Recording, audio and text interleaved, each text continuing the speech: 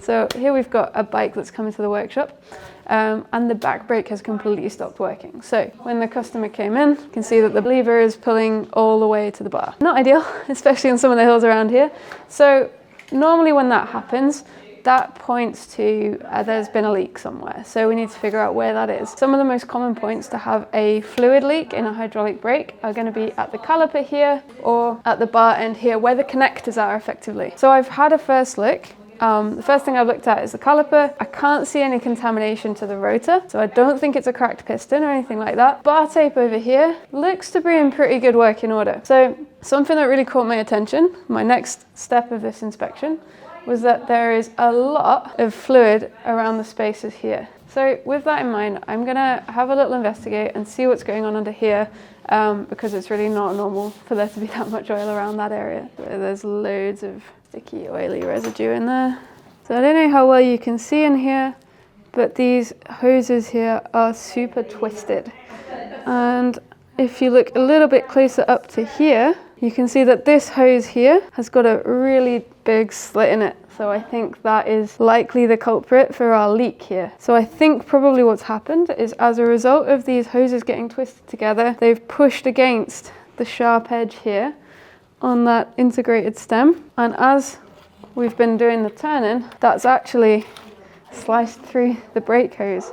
So that's pretty unusual. I haven't actually seen that one before in an integrated system, but I can totally see how it's happened, and it actually points to the importance of how the hoses are routed when we are doing these fully integrated systems, because as we can see here, that's really not worked out very well. So what's the next step here? So obviously we need to replace that brake hose. I would recommend replacing both brake hoses, just because we want to be sure that that's not going to happen again, and if one's been under a lot of pressure, the chances are the other one has too. In order to do that, obviously it's fully internally routed. So that means that the rear brake hose from here goes through the bar, all the way through the bearings, goes through the frame, under the bottom bracket, and then through the frame to the rear caliper. So in order to actually access that, we're going to have to remove the bar tape, which is a shame because the customer's only had it on 2 weeks. And we might have to remove the bottom bracket. Now there's quite a lot of space, it looks like, around this area, so might be able to get away with just running a new one underneath, but we'll have to see. So when I'm billing for this job, like, I'm actually having to prepare the customer for the fact that it might be a little bit more expensive than it initially appears. And while we're there, because the hoses are going through the headset bearings here, it probably makes sense for us to replace those bearings at the same time.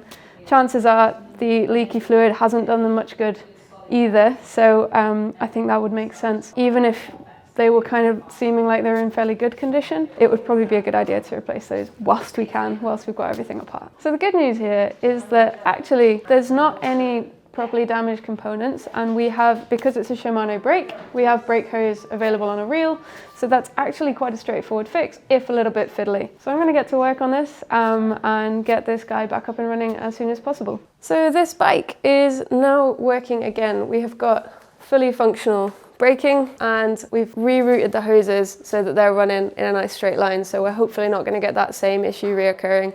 And this whole area has been fully cleaned up. It's not sticky or kind of covered in oil anymore. So that's definitely an improvement on where we were before. We have also replaced the bearings. So as I said before, the customer has opted here, in this case, to change the headset bearings, because it just makes sense to do it whilst we're swapping out the brake hoses, because otherwise it's a bit of a faff. And in this instance, the top bearing is quite gritty, and I think part of that is a result of all the brake fluid that kind of was coating it, possibly washed some of the grease out of there, and it's not particularly happy about that. So we've swapped those for stainless steel bearings, which means hopefully they're going to last a little bit longer, and it'll be a bit longer until we have to replace those again. So fortunately we were able to route the brake hose here without having to remove the bottom bracket. I mean, we've taken quite a lot of parts off the bike anyway. It was in for a service. We may as well clean them, get them back on in good working order. But actually the tricky part is, you can see that this brake hose runs completely internally through the frame and then comes out through the spaces here and straight into the handlebar. So